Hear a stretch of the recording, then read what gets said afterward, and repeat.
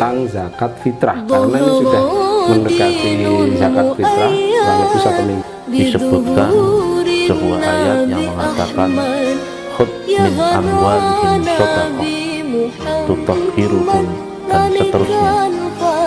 Ayat ini Imam Syafi'i tidak memperbolehkan, tapi Abu Hanifah memperbolehkan. Pertama, zakat online itu boleh, maka yang harus dilakukan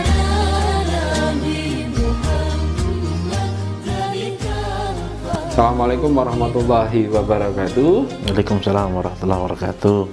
Alhamdulillah, pada hari ini saya sudah bertemu dengan Pak Kiai Haji Muhammad Aji Nugroho LC.MAG, yang pada hari ini saya akan bertemu seorang kiai yang memang dia sudah banyak mengisi tausiah, bahkan dia merupakan ketua lembaga dakwah Nahdlatul Ulama Jawa Tengah.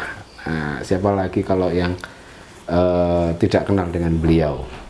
Nah, pada kesempatan hari ini saya akan membahas atau ngobrol dengan beliau tentang zakat fitrah, karena ini sudah mendekati zakat fitrah, kurang lebih 1 minggu lagi sudah akan melaksanakan Idul Fitri.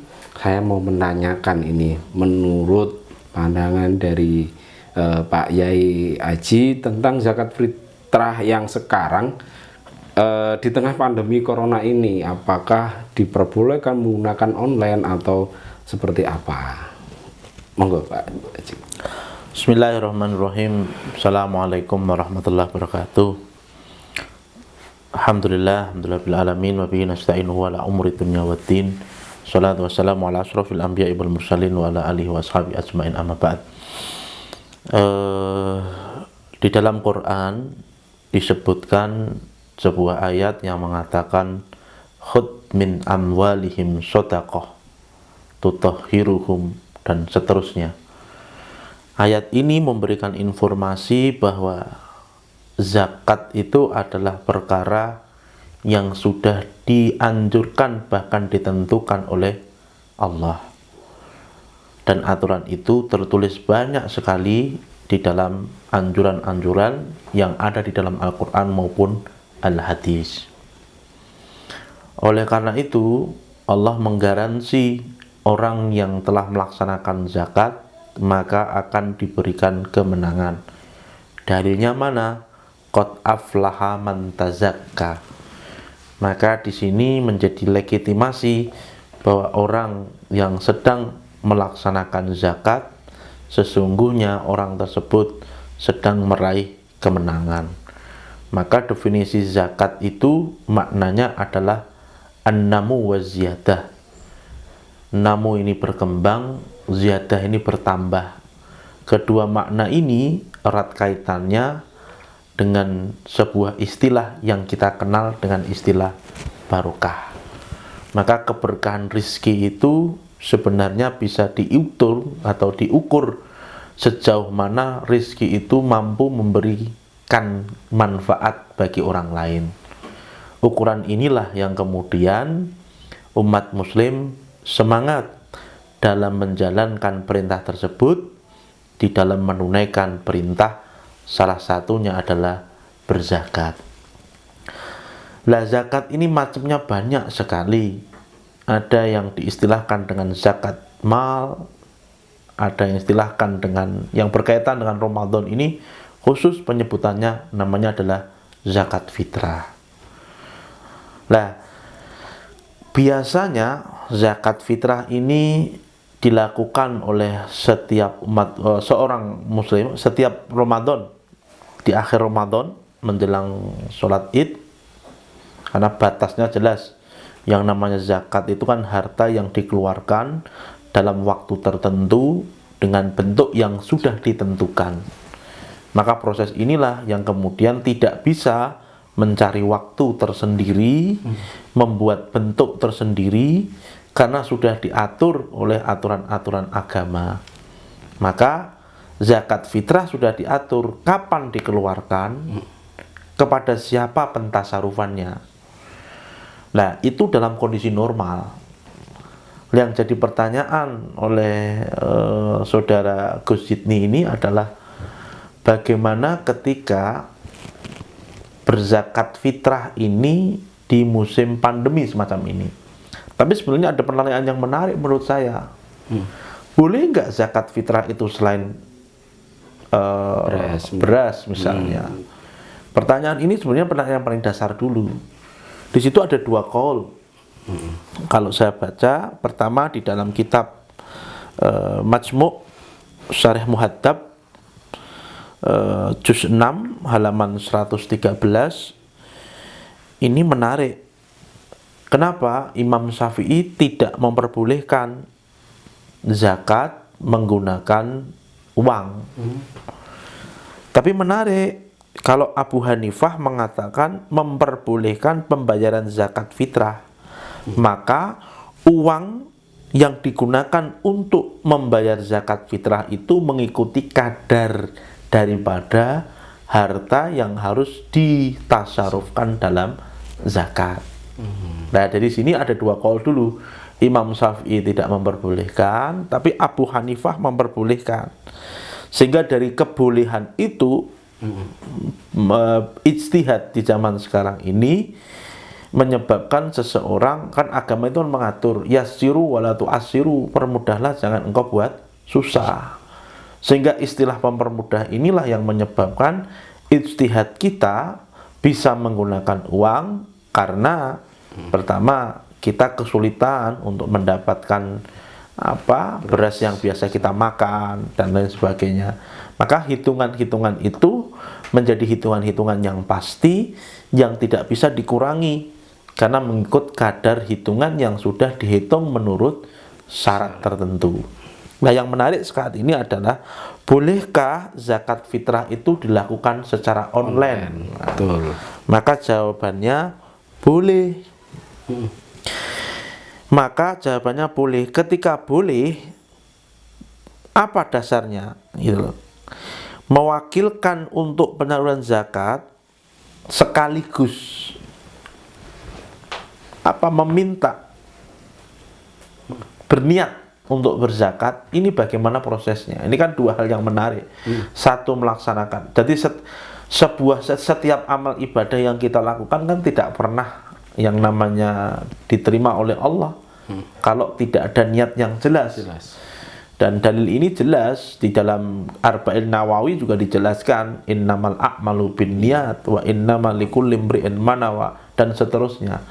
Hadis ini mempertegas sebuah informasi yang paling dasar, segala sesuatu itu harus jelas niatnya. Maka niat itu menjadi alat ukur. Lalu jadi pertanyaan, kalau online ini bagaimana? Siapa yang akan meniatkan itu? Padahal dalam proses pemberian zakat itu antara harta yang hendak dizakatkan ketika bertemu dengan orang yang menerima harus ada akad yang jelas.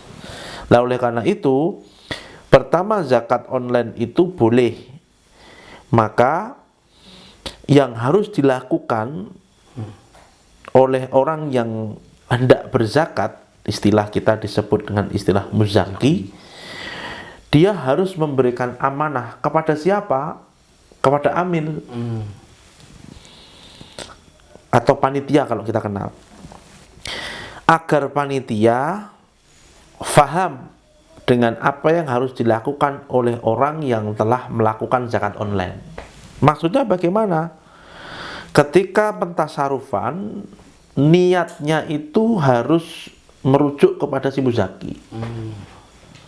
Maka proses inilah yang kemudian menyebabkan harta yang dizakatkan ini tadi menjadi sah secara agama. Ya, ini juga ada yang menarik dari pertanyaan bagaimana apabila satu karung isi 10, bolehkah untuk zakat 4 orang atau harus dipisah-pisah per 2,5 gram sesuai dengan takarannya. Kemudian yang tadi itu memang sudah dibahas bahwa niatnya nanti seperti apa, karena kan kita juga tidak tahu yang online kemudian misalkan di salah satu situs ataupun penerima zakat, apakah sudah menyampaikan sesuai dengan niatan kita atau sesuai dengan nama kita yang disebutkan. Itu bagaimana Pak Yai? Bahwa dalam hal niat itu harus dibarengi dengan pemberian fil ata wa niat ma'an. Niatuz zakat. Maksudnya apa? Niat itu harus bersamaan dengan proses pemberian. Itu kalau kita baca dalam kitab namanya I'anatul Thalibin juz 2 halaman 184. Nah sekarang pertanyaannya, kalau ada beras 1 karung, nah harus dipastikan dulu 1 karung ini jenisnya sama atau tidak. Kalau jenisnya sama, maka tidak perlu dipisah-pisah. Tinggal mengikuti jumlah takaran yang harus dikeluarkan. Maka asumsi saya, rumusan saya, 1 karung itu nanti ada yang masuk pada zakat dan ada juga yang masuk kepada sedekah. Kenapa bisa begitu? Karena karena 1 karung itu pasti lebih dari ukuran-ukuran zakat. Tergantung 1 karung itu ikut yang mana. Kan ada yang 30, ada yang 25. Dipastikan dulu sehingga nanti dikaitkan dengan berapa jumlah yang harus dikeluarkan. Nah, korelasi dari sini nanti akan mendapatkan gambaran bentuk yang sama, wujud yang sama, takaran atau ukuran yang sama, tapi ada kelebihan. Sehingga kelebihan ini nanti akan dihitung sebagai sedekah. Nah, ini yang harus diperjelas. Yang diperjelas. Jadi kalau misalkan 1 karung ternyata sudah ditakar dengan untuk porsinya 4 orang jadi 10 kg, kemudian diberikan langsung untuk zakat, itu masih diperbolehkan karena sudah sesuai dengan takarannya dan sudah memenuhi syarat, tidak ada perbedaan antara berasnya dan sebagainya gitu ya. Gitu, oke. Berarti kalau untuk online ini tadi bisa dilakukan dengan syarat ada semacam akad yang dibangun antara muzaki dengan amil atau panitia. Oh gitu. Jadi dia harus jelas menyampaikan kepada panitia, ini saya transfer uang untuk zakat fitrah. Kalau tidak ada sigot semacam ini kan orang tidak paham, ini transfer untuk pembangunan masjid. Jangan-jangan. betul. Apalagi kalau malah ini nanti untuk bantuan COVID gitu ya. Jadi ini untuk APD atau untuk apa dan seterusnya. Oke, berarti memang zakat itu di tengah pandemi yang seperti ini diperbolehkan untuk melakukan online karena anjuran pemerintah juga tidak boleh melakukan banyak kerumunan atau yang menimbulkan kerumunan sehingga menimbulkan atau mengkhawatirkan tertularnya COVID-19. Nah, bagi para pemirsa ngobrol perkara Islam, demikianlah ngobrol singkat saya tentang zakat fitrah di tengah pandemi Corona atau COVID-19. Semoga ngobrolan saya dengan Pak Kiai Haji Muhammad Aji Nugroho LC.MAG ini bisa bermanfaat walaupun sedikit, dan tentunya masih banyak lagi obrolan-obrolan yang akan saya tampilkan atau saya selenggarakan dengan materi dan materi yang akan lebih menarik. Jangan lupa tetap simak ngobrol perkara Islam dan tetap like serta subscribe pada channel ini. Terima kasih atas perhatian dan mohon maaf. Wallahu muwaffiq ila aqwamit thoriq. Wassalamualaikum warahmatullahi wabarakatuh. Waalaikumsalam warahmatullahi wabarakatuh.